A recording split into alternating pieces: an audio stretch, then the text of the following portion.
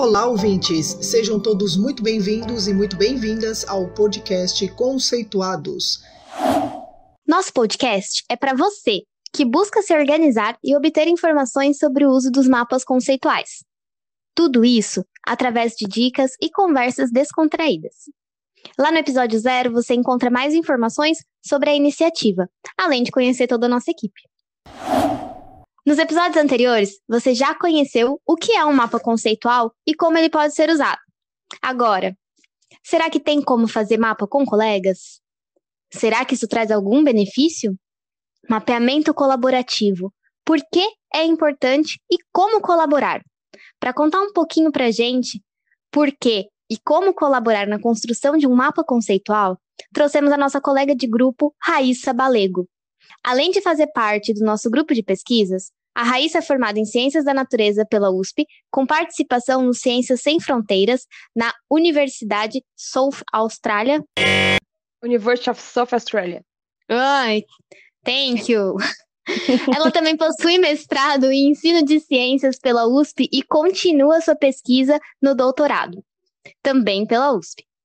Sua pesquisa é focada em aprendizagem colaborativa no ensino de ciências, mediada por mapas conceituais. Atualmente é professora de Ciências no Ensino Fundamental 2 da rede privada na cidade de São Paulo. Bem-vinda, Raíssa. Muito obrigada. Raíssa, o que é um processo colaborativo? Bom, um processo colaborativo é quando várias pessoas se unem, né? Na verdade, dá para fazer isso a partir de 2 pessoas. E se unem com um propósito em comum para resolver uma tarefa. Então, a gente pode ter 2, 3, 4 pessoas. O recomendado é que grupos não sejam muito maiores do que 10 pessoas, porque assim fica difícil de você administrar todo mundo na tarefa. Diferente de um processo cooperativo, onde você divide a tarefa em pequenas tarefas, num processo colaborativo, todo mundo se empenha com o mesmo propósito na tarefa. Então, deixa eu pensar aqui. Vamos fazer um comparativo. Num processo cooperativo, ou seja, aquele que não vai ter colaboração, que cada um vai fazer um pouquinho da tarefa, é como se você jogasse um monte de peças de quebra-cabeça em cima da mesa e cada pessoa pensasse em montar as cores do jeito que ela gosta. Então, eu gosto de roxo, eu vou pegar todas as peças roxas e tentar montar. Outra pessoa vai pegar as peças laranjas e tudo mais. E aí, a gente não tem noção do todo, de como que é chegar nessa tarefa, né? De como que é a conclusão dessa tarefa. E às vezes pode ter um pedacinho do roxo no laranja, pode ter um pedacinho do roxo no amarelo. Então, a gente não sabe. Agora, num processo colaborativo, é como se todas as pessoas vissem a imagem que a gente quer formar no quebra-cabeça, a gente separasse um pouquinho, sim, eu quero ficar com roxo, eu quero ficar com amarelo, eu quero ficar com laranja, mas a gente trocasse essas peças. E no final, todo mundo estivesse montando quebra-cabeça junto. Porque quando você não faz junto, depois fica difícil de você montar as partes e ter noção do todo. Diferente do processo colaborativo. Então, você tem noção da imagem e você sabe exatamente aquilo que você quer formar. E aí, nesse processo colaborativo, dificilmente a gente vai pegar e falar assim, essa parte aqui foi tal pessoa que fez, e aquela parte ali foi tal pessoa que fez. Na verdade, no processo colaborativo, todo mundo faz tudo junto e a gente não consegue separar em pequenas tarefas esse processo. Raíssa, eu tô chocada, porque durante toda a minha vida escolar eu achei que os meus trabalhos eram colaborativos e não, né? Na verdade, o adolescente trabalha muito de uma maneira cooperativa se ele não tiver uma instrução. Exatamente, e esse é um problema que a gente acaba enfrentando nas escolas, né? E hoje, ainda por cima, em tempos de pandemia, com o ensino remoto, a gente está vendo cada vez mais trabalhos cooperativos. E aí o que acontece que, bom, a gente como professor sabe quando esse trabalho foi feito de uma maneira cooperativa, porque você percebe que ele veio meio sem pé nem cabeça. E você percebe exatamente qual aluno que escreveu cada parte, você não nota uma coesão nesse trabalho. Bem isso, se um aluno faltar, já não tem como ser apresentado o trabalho. E me diz uma coisa, como que você decidiu trabalhar com a pesquisa envolvendo mapas colaborativos? Bom, eu era aquela típica aluna que não gostava de me envolver com as pessoas. Eu era bem antissocial. E várias vezes, principalmente durante a faculdade, eu briguei com muita gente porque eu não queria fazer trabalho em grupo e achava que as pessoas também não gostavam de trabalhar em grupo e davam desculpas para fazer isso. Então, eu sempre evitava e eu era daquelas daquelas pessoas, né? Professora, pode fazer individual? E aí o professor sempre falava que não. E aí eu falei assim, bom, se eu não gosto, tem mais gente que não gosta, a gente percebe isso, né, que os alunos acabam falando que não querem trabalhar em grupo. Então, por que não trabalhar no propósito de ajudar, né, já que a colaboração é um processo tão importante. E qual benefício você vê na construção de um mapa colaborativo? Essa pergunta é bem interessante e aqui eu consigo explicar o porquê que a colaboração é tão relevante para as pessoas. O ser humano, ele é um ser social, então ele é essencialmente colaborativo. A gente só conseguiu se desenvolver como sociedade porque a gente colaborou desde lá dos tempos, né, da pré-história, com todo mundo com o propósito de manter a sua tribo e manter a sobrevivência deles, né? Então, a gente tem esse propósito já. E com o passar do tempo, o que aconteceu foi que a gente começou a cooperar. Então, a gente começou a dividir tarefas, né? A gente vê muito claramente a mulher como aquela que toma conta da caverna, né, da casa, e o homem como aquele que vai caçar. E essas tarefas, elas começaram a ficar um pouco desagregadas. Então, cada um fica especialista somente em fazer aquilo que lhe foi dado e não há troca de experiências. E quando você leva isso para a sala de aula, a gente tem que pensar que os alunos eles têm vivências e experiências diferentes. E esse é um excelente momento para você trocar essas vivências e as experiências. E pensando que mapas são formas da gente representar o nosso conhecimento, por que não, né, mostrar representações do nosso conhecimento para outras pessoas e discutir sobre essas relações que a gente tem? Então, eu vejo que a construção colaborativa do mapa traz exatamente isso. É uma troca de experiências e de conhecimentos que é extremamente enriquecedora tanto para alunos ou até mesmo professores de diferentes áreas que quiserem colaborar com mapas. Entendi. Mas você acha assim, é fundamental antes de partir para o processo colaborativo, passar por uma etapa de construção individual do mapa, ou logo de cara já dá para fazer um mapa colaborativo sobre determinado assunto? Então, Isa, essa é uma pergunta muito interessante, porque assim, a colaboração, ela está fundamentada, segundo a teoria do Fischer, né, que é uma das que eu mais estudo, em três etapas principais, né? A primeira etapa é a etapa de externalização. Nessa etapa de externalização é onde você traz o seu levantamento de conhecimentos prévios. Na elicitação é quando você começa a mostrar essa elicitação para os seus colegas e começa a tirar dúvidas com eles. Então você fala alguma coisa e pergunta para a pessoa: você concorda? É isso mesmo? E aí, por fim, nós temos a fase do consenso, né, onde o grupo vai chegar na sua resposta. Então vai depender muito do propósito, né? Como que eu vou fundamentar essa externalização.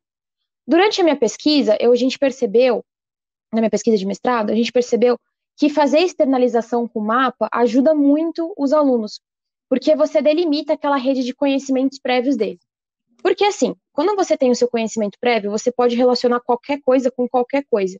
Por que isso acontece? Porque você não delimita esse espaço de externalização que a pessoa vai ter. Então, assim, o mapa, ele é uma ótima ferramenta para fazer essa externalização, mas ele não é fundamental. Dá para fazer de outras formas, dá para fazer por meio de debates ou por meio de tentar instigar uma discussão. Entendi. Então, se tiver um mapa individual é legal, mas não necessariamente tem que ter feito um mapa individual antes da colaboração, é isso? Exatamente. Ok, muito bom. E onde que é possível usar esses mapas que são construídos de maneira colaborativa, Rá? Você pode usar de várias formas. Você pode usar, por exemplo, para você poder fazer um levantamento diagnóstico da sua turma. Então, você pede para os alunos fazerem um mapa em grupo sobre o tema da sua disciplina. Então, por exemplo, o tema da sua disciplina naquele dia são células. E aí, um aluno vai poder lembrar das organelas, um outro aluno vai conseguir falar, por exemplo, de osmose, se ele conseguir relacionar com isso, outro vai conseguir falar da camada bilipídica da membrana plasmática, por exemplo, não querendo complicar muito com os conceitos biológicos. Mas você pode usar isso como uma ferramenta para você ver em que nível que está a turma, com relação aos conhecimentos prévios. Você também pode pedir para eles construírem um mapa colaborativo depois que você passou algum material para eles para ver o compreendimento deles daquele material. E logo em seguida desse material, né? Como você também pode usar como uma ferramenta de avaliação, para ver como que o grupo entendeu depois de um tempo, né, que você passou vários conceitos, como que ele consegue relacionar os conceitos de várias aulas diferentes. Nossa, deu para visualizar aqui o como esse consenso é enriquecedor, né, durante o processo colaborativo, porque eu coloco aquilo que eu sei e você coloca aquilo que você sabe e a gente juntos constrói um significado muito interessante. Exatamente. E o consenso, ele é uma peça fundamental também do processo colaborativo, porque ele pode acontecer de duas formas diferentes. Ele pode ser aquele consenso ilusório, ou seja, quando o grupo ele não discute. Então, falta o que a gente chama de sinergia no grupo. O grupo não discute, rapidamente você vê que eles entregam uma resposta, e isso pode ter acontecido por diversas causas. Pode ter sido um aluno que pegou e falou assim, não, eu sei a resposta. Pode ser que os outros alunos não estavam, como é que se diz, confortáveis naquele grupo, então não quiseram conversar. Pode ser algum problema emocional das pessoas daquele dia. Isso pode acontecer por diversas maneiras, né, por diversas causas. Agora, o que a gente sempre tem que tentar buscar, como professores, monitores, enfim, quando a gente for colocar essas tarefas colaborativas, é tentar fazer com que o aluno vá pelo consenso por conflito. A gente pensa, poxa, conflito, né? Que palavra feia, por que eu vou querer causar conflito nas pessoas? Mas é exatamente na divergência de ideias que a gente pode tentar mudar a opinião ou tentar enxergar novas coisas, né? Então, quando você pega e força com que os alunos discutam e rediscutam até eles chegarem numa resposta final, seria, entre aspas, o ideal para eles. Porque assim você percebe que houve discussão. E a discussão é extremamente importante, principalmente em alguns tópicos que não têm uma resposta exata. Então, assim, você criar conflito para somar 1 mais 1, talvez não seja a melhor coisa do mundo.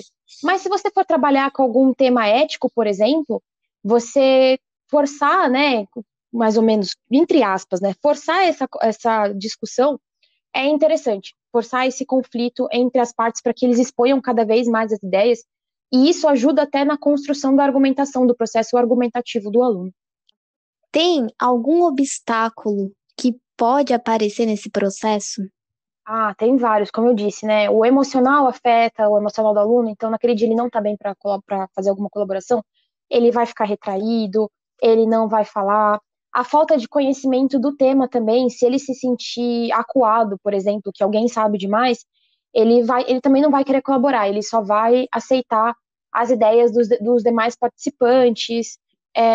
Pode ser até, tipo, o aluno tá com sono, aí ele não vai querer colaborar também. Então, tem várias coisas do indivíduo que pode atrapalhar na colaboração.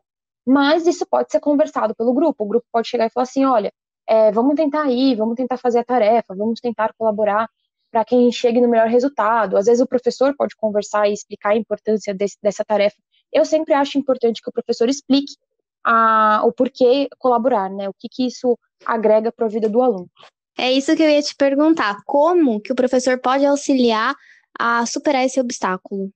Conversando. Então, fala para o aluno, olha, isso é importante porque você vai trocar ideias, trocar experiências, principalmente com colegas, porque o professor, muitas vezes, ele já está viciado naquele conhecimento. Você dá, sei lá, 5, 10, 20 anos daquela aula, você já está viciado nos seus próprios argumentos.